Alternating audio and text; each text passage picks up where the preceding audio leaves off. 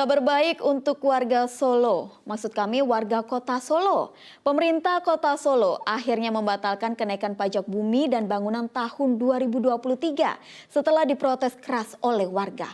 Uang PBB tahun 2023 yang terlanjur sudah dibayar warga akan dikembalikan.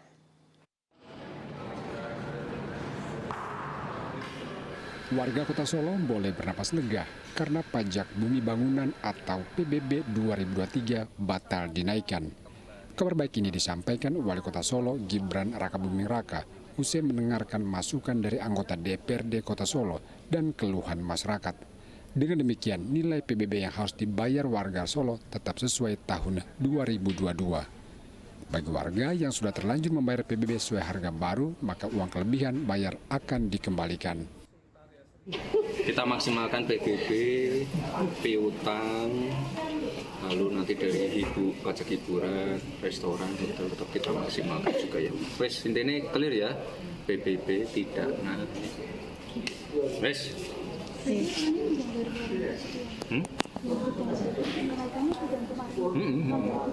2022 wes penak atau nah yo makanya ngikut 2022 wes lho. Yang terlanjur PPN kemarin ada restitusi dikembalikan. Selanjutnya Pemkot Solo akan mencetak ulang surat pemberitahuan pajak terhutang SPPT PBB yang baru sesuai ketetapan tahun 2022. Dirumuskan kembali, tadi juga sudah dengan Ketua DPRD dan fraksi PDIP tadi sudah ada kesepakatan dan tadi sudah secara kebijakan tadi kan sudah disampaikan langsung oleh Pak Wali dan juga dari DPRD. Nah, secara teknis memang nanti tentunya tidak sederhana, ya harus ada beberapa tahapan administrasi yang harus dilalui dan itu butuh waktu. Mungkin secepatnya akan kami tindak lanjuti mulai hari ini. Jadi nanti ada migrasi data dulu di sistem dari data yang sekarang ini. Pemkot Solo menaikkan PBB tahun 2023 sebesar hampir 13% untuk meningkatkan pendapatan asli daerah. Kebijakan tanpa sosialisasi ini menuai protes keras warga. Apalagi kenaikan terjadi saat harga sembako melambung tinggi sehingga sangat memberatkan warga. Heri Prasetyo melaporkan dari Kota Solo. Seorang siswi SMP di Kabupaten Klaten dicabuli berkali-kali hingga hamil dan melahirkan. Pelaku akhirnya ditangkap saat melarikan diri ke Cirebon, Jawa Barat.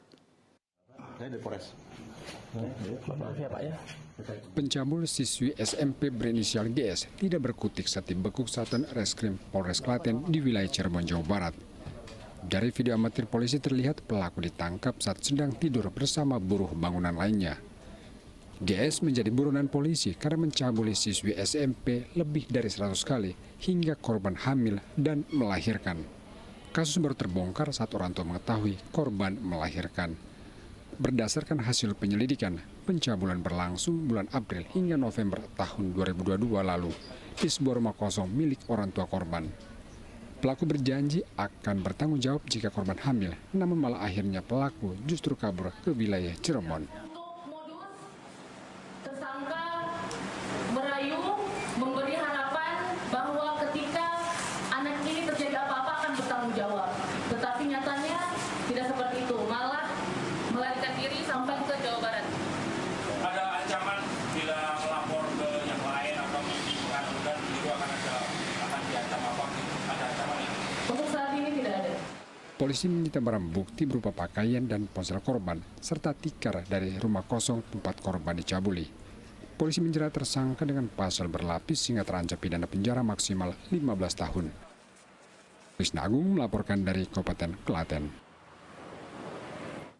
Maraknya kasus percobaan penculikan anak di Jawa Tengah membuat warga gampang curiga terhadap orang asing. Dua pengamen asal Klaten nyaris menjadi sasaran aksi massa di Boyolali karena dicurigai sebagai penculik anak. Penculik di sawit, hati-hati. Udah ketangkep wong loro. Video amatir warga memperlihatkan dua pengamen ditangkap warga di wilayah Kecamatan Sawit, Kabupaten Boyolali pada 4 Februari.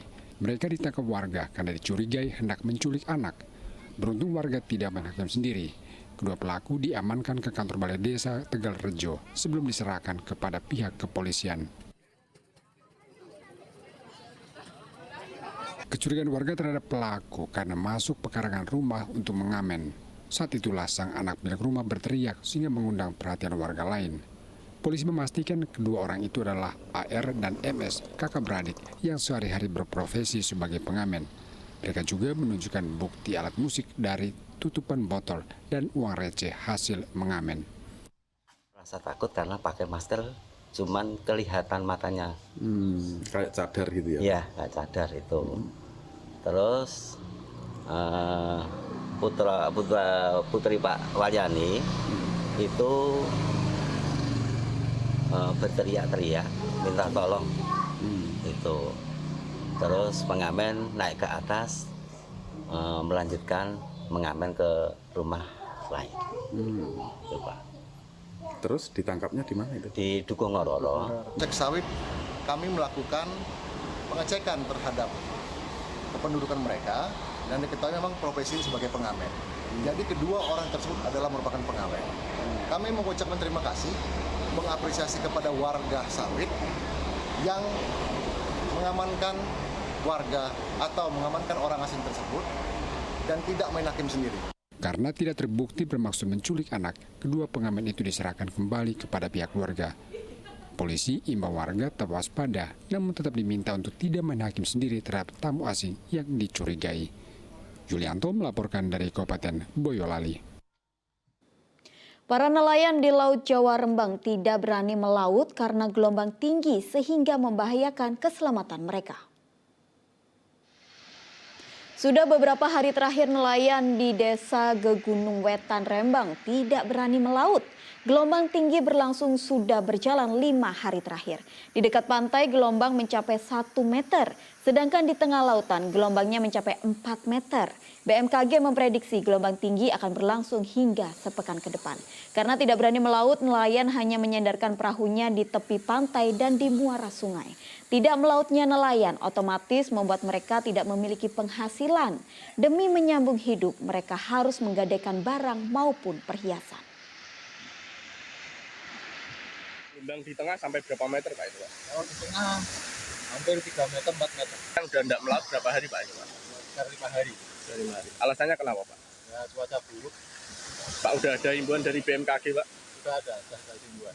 Sampai kapan Pak itu Pak? Dari Minggu. Dari Minggu ya. Pak biasanya nelayan sini ambil apa Pak ini Pak? Ya, hasil gabungan, ambil ikan. Pak biasanya Badan Penanggulangan Bencana Daerah Kabupaten Semarang mulai membersihkan material longsor yang menutup badan jalan di Dusun Kaligawe, Ungaran Timur. Pembersihan dilakukan dengan menggunakan alat berat.